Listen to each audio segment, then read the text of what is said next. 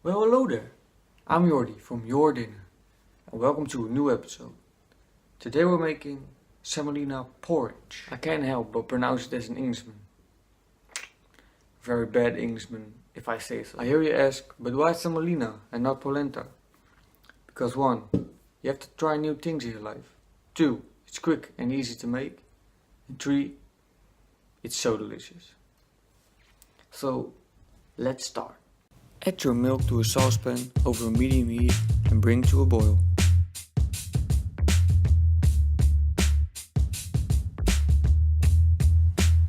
Add your sugar and give it a whisk.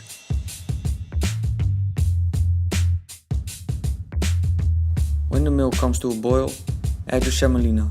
Keep stirring constantly to prevent lumps.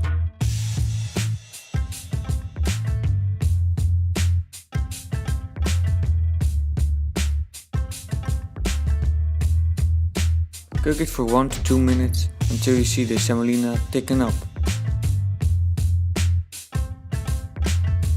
Give it a last stir and take it off the heat. Transfer it to a bowl.